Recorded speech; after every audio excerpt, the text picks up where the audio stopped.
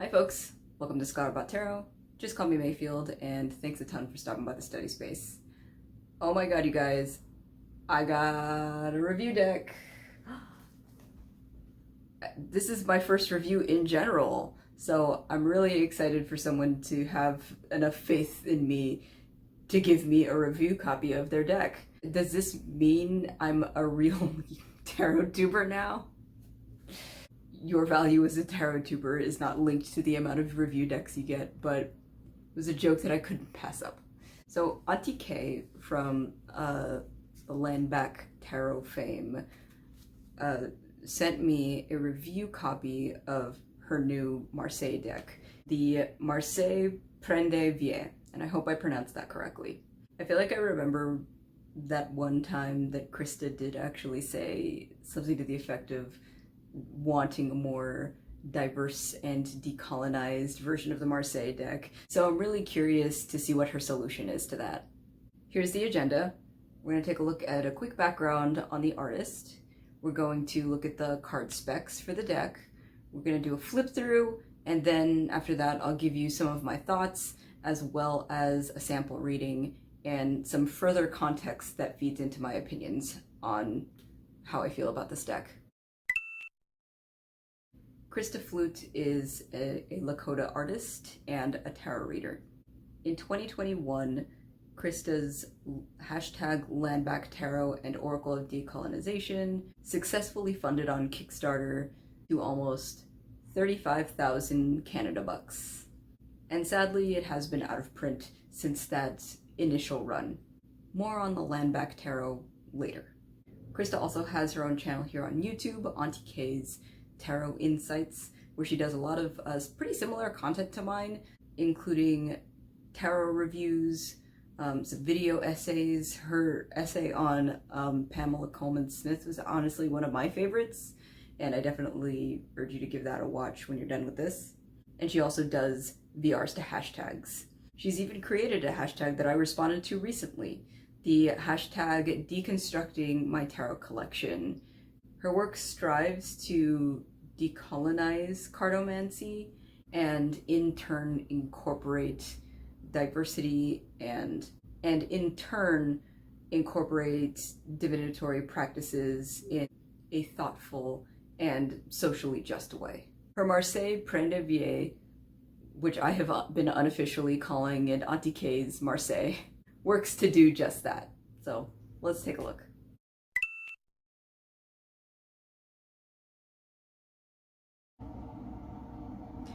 Alrighty folks, welcome to the study space. Here is the deck. Just a quick disclaimer before we get into the card specs. Some of the attributes that you're going to see in these cards, as well as the packaging that it comes in, might be subject to change. A lot of it honestly is just like shading and alignment edits, so just kind of keep that in mind. But for now, here's what we got. So first things first, here's the box. It is a tuck box, but this one is special in that it opens sideways, which I thought was kind of cool. I do actually have a deck somewhere lying around somewhere that's like literally just a cassette tape, and that's what this reminds me of. There's an extra card. Okay, so the cardstock is a smooth 320 cardstock, so pretty decent and functional for what it needs to be. I can riffle it just fine. The card backs, I really like how they look. Just generally they are reversible, which I mean, you guys know I don't read reversals, but I mean, I like the option, right? And this is actually where you get the code for the guidebook. And apparently a fun fact here is that this card back was almost the actual card backs, but she decided to go another direction, and to be honest, I'm in total agreement of that direction. As I said earlier, this QR code links to a beta of the PDF to the guidebook, and it also has an audio link, or at least it will once it's available. And I actually thought that was really great because that just makes this even more inclusive, and it's also a short story. So basically, the entirety of the guidebook and all of the interpretations of the cards are told through a larger story that you are a part of, which I'm always a sucker for. Fantastic. We got our card specs. I'm going to shut up now, throw in some tunes, and we're going to go ahead and check the cards out. And afterwards, we will talk shop.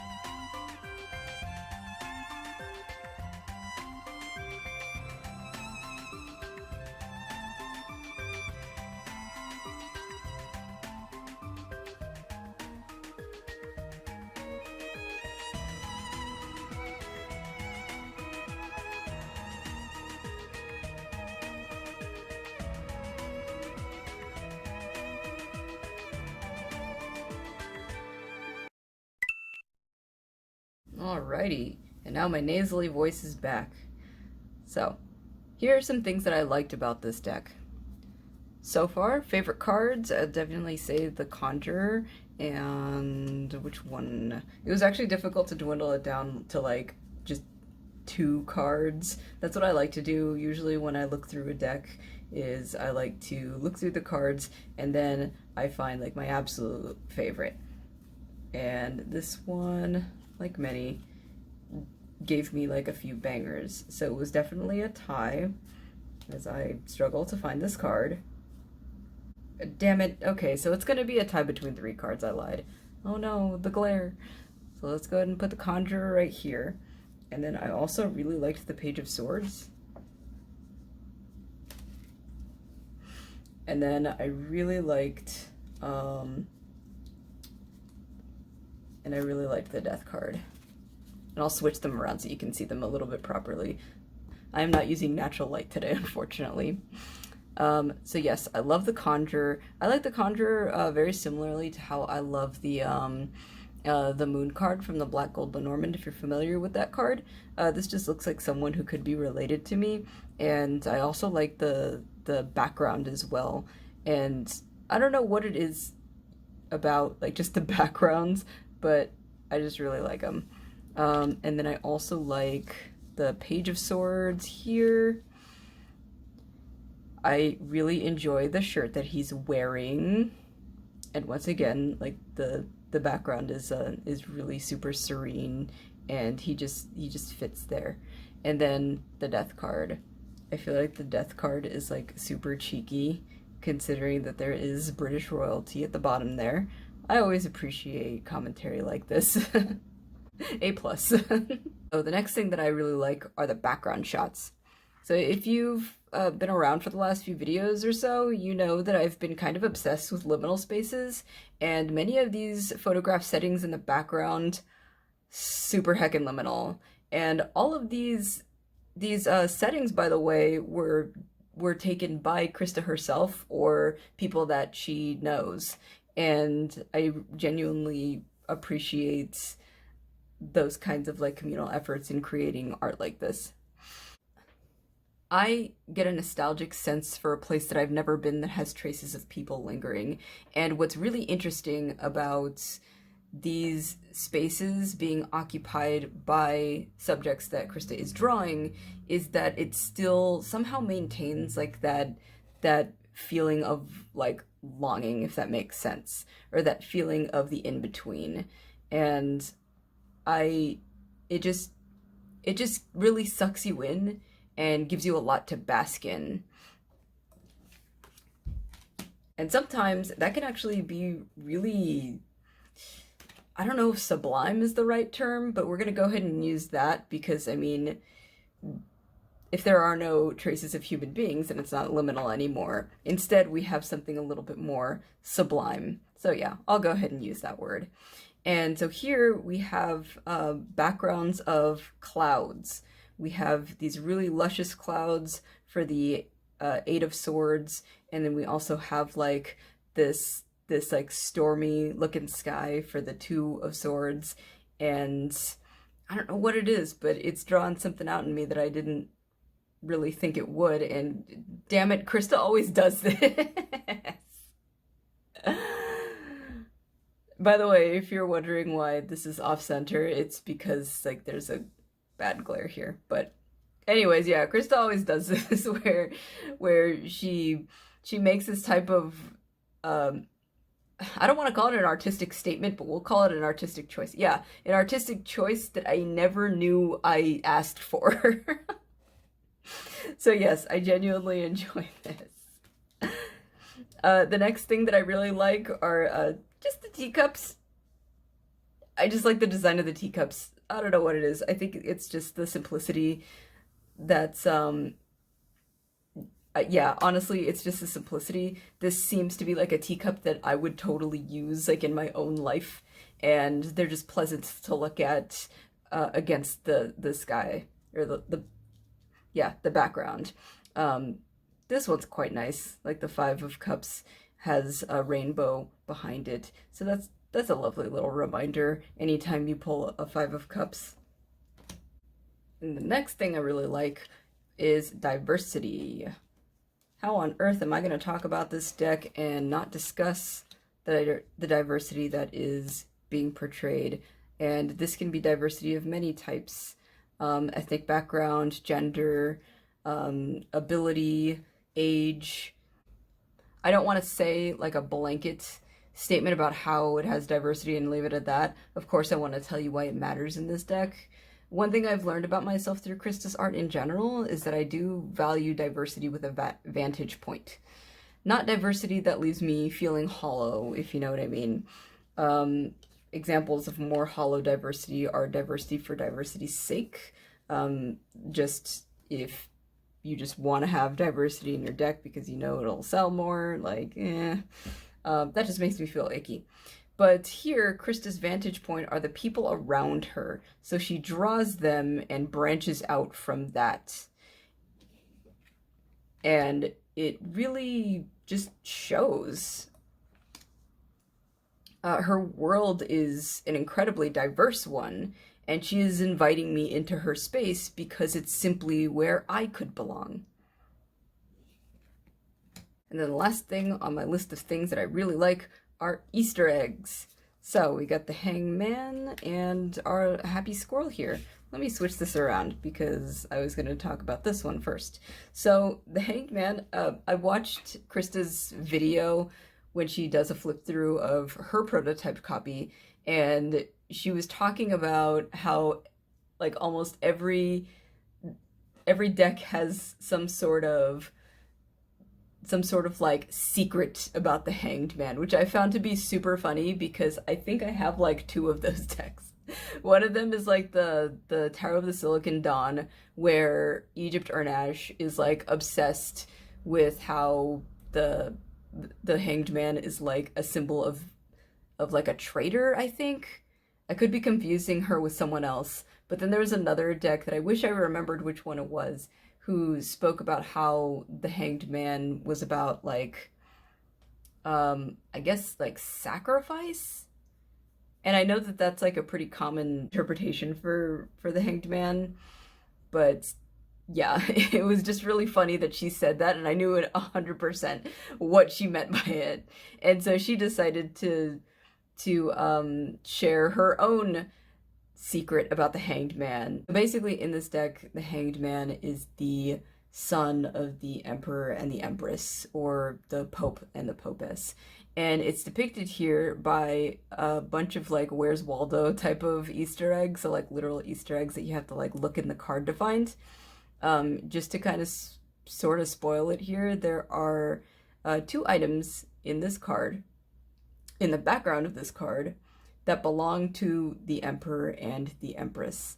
And so I just thought that that was really cool that she did that, and I just felt like a dork for understanding what she meant. For the happy squirrel, I like this Easter egg because I figured it out on my own. Literally, the first thing that came to mind when seeing this card is, hey, that looks like something out of The Simpsons. And I was right. This is designed in homage to the origin of the Happy Squirrel card in the season 6 episode Lisa's Wedding. It's the fortune teller. Bears a pretty decent resemblance, eh? Next, I have some things to consider, and honestly, I just have one. And the only bit of criticism that I would give this deck is really just a general criticism of the Marseille. So, I'm not a fan of the Marseille border, nor do I like the glitch of the ones at the bottom of the Strength and Moon card. I sincerely hope that they were just part of the beta copy, but apparently that's just part of the Marseille charm. Like, I looked at the Page of Cups and hoped that this would be like how the final version looked for all the cards, but that ended up not being the case. However, I do follow Krista on Instagram, as you should too, and I noticed that she posted an image of like her more recent proof copy and a mini version of the deck. The mini version doesn't have the border, so it seems like there's something for everyone. At this point, Krista doesn't really need to convince me from here on out. I'm all in this, and I'm totally going to back a copy when it does come out on September 7th. Link in the description to the pre-launch Kickstarter page. I can also say that it'll be 60 Canadian dollars for the standard edition and 28 Canadian dollars for the mini edition. Although something to keep in mind, it does look like there's going to be an early bird special for the standard edition for a very limited time after launch. So definitely make sure that you're notified when the deck goes live. Before we do a sample reading, I'll go ahead and share with you the reading that I did when I first got the deck. Let me see how I can do this, because it's going to be a little glary. I hope that's okay. So we got the World, the Nine of Coins, the Queen. Oh, no. Okay. I'm trying to like be good about this. Oh, but the glare is murdering me. Ow. I hope you can see that a little bit better. This is what happens when you guys, when you work 40 hours a week. Then you don't have time to enjoy the sunlight. Okay. So here's a reading when I first got the deck. I used a spread from the Landback Tarot, and what you're seeing right now is the cards. So the reading that I did, or the spread that I used, was the Step Forward Tarot spread. It's a spread that's ideal for difficult decisions, habits, and more. It was basically asking about certain work habits that I have, usually how just my general work ethic and just how I'm doing with that. And so the first position is help to follow through, so a card to keep you going. And here we have the World.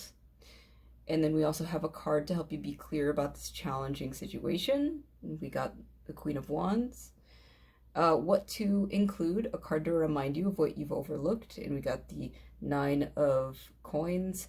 And then we have a card for inner comfort during this time. Hold it tight. And we have the Emperor. The culmination of this reading, or at least the way that I interpreted it, was that the work is kind of already done, and it's on to the next stage of enjoying the routine and basking in the fruits of that labor. For now, I'm in control. And if you have any alternative readings, then I invite you to share with me in the down below. Okay. Let's go ahead and do a sample reading, and this is also going to include a shuffle test. Let's go ahead and do same spread. So a step forward. Let's take a step forward. Okay, let's see here. And as you guys know, I typically don't read reversals. Okay, solid shuffle. My camera is like right in front of me, like the camera stand. I'm trying not to bump it, so I apologize if I'm not completing the riffle all that well, but I swear to God it does riffle shuffle. Let me scoot up a little bit. Okay. Do another one of these. Oh, Lord. Oh, God, I'm screwing it all up. I usually do it close to my stomach. I think that's the problem. Let's see here. Ooh. I'll get this right eventually, you guys. I'm just camera shy. That's all. Okay, let's go ahead and do hand over hand. Easy peasy lemon squeezy. Okay.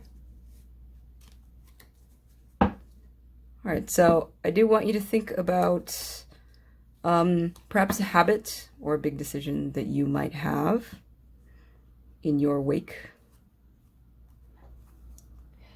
For how we follow through, we've got the Eight of Cups. So perhaps this is going to take some stepping back from the situation, even briefly.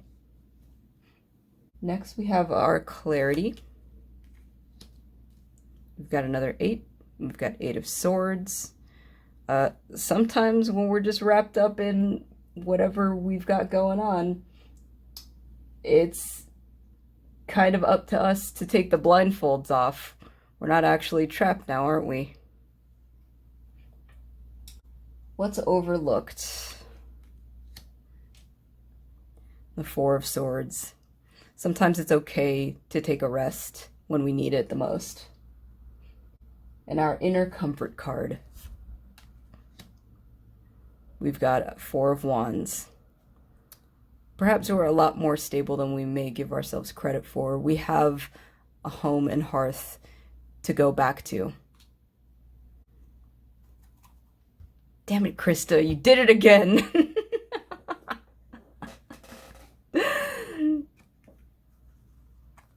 So yeah, there's your sample reading.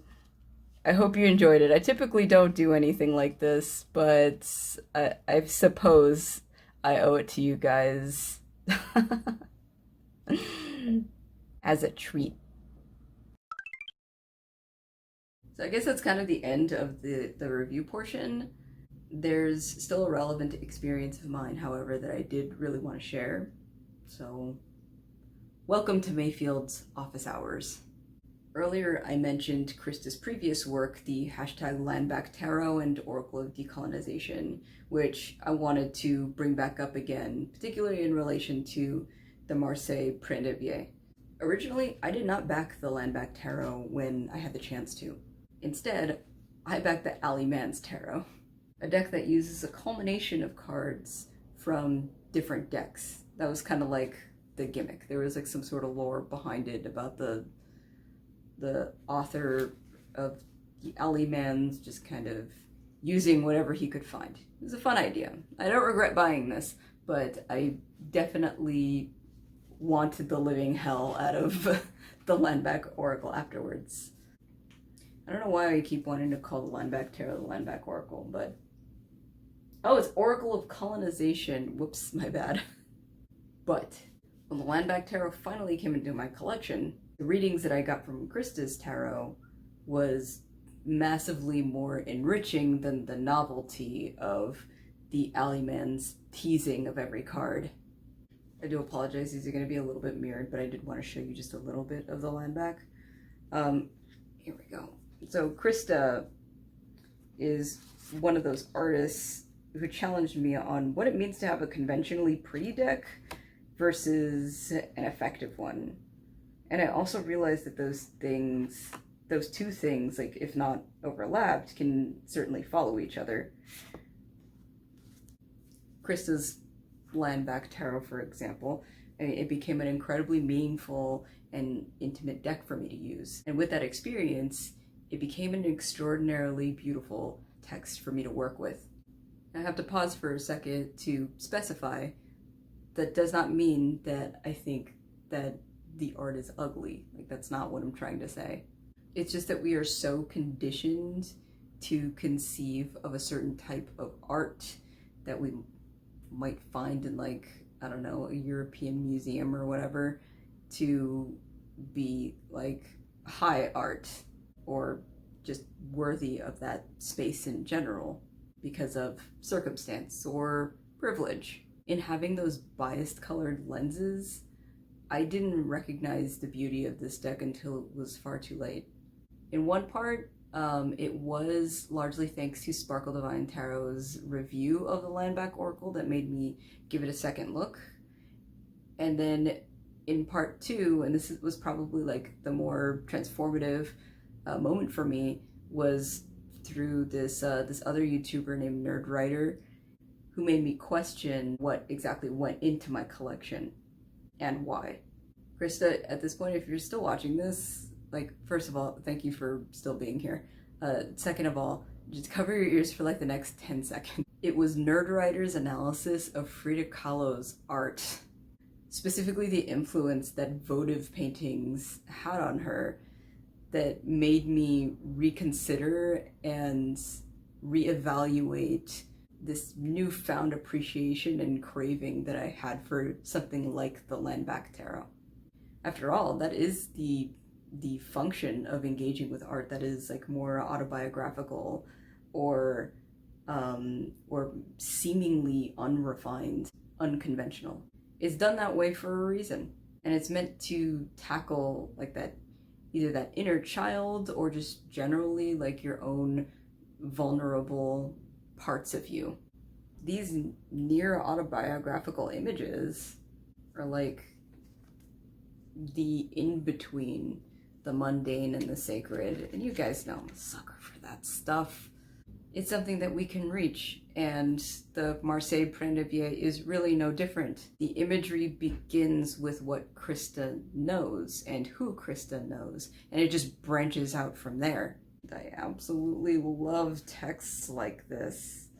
I just find it a little interesting that I've never seen Krista as a subject in any of her art just yet. I'm looking forward to that one day. So if you've made it this far, I really appreciate your time and attention. Definitely check out Krista's YouTube channel, Aunty K's Tarot Insights, and absolutely click on that link to the Kickstarter pre-launch page so you can be notified when the Marseille Prendre Vie is up and available for pledging for. Kickstarter launches September 7th. And of course, make sure you leave a like on this video, and if you feel so compelled to do so, definitely let me know your thoughts on really any part of this video, specifically the deck, however. And if you want to give me feedback on how I did as a reviewer, I would love to hear that too, since this is my first time reviewing a deck just in general. All that I ask is that you make discourse and not war. And until next time, folks, bye.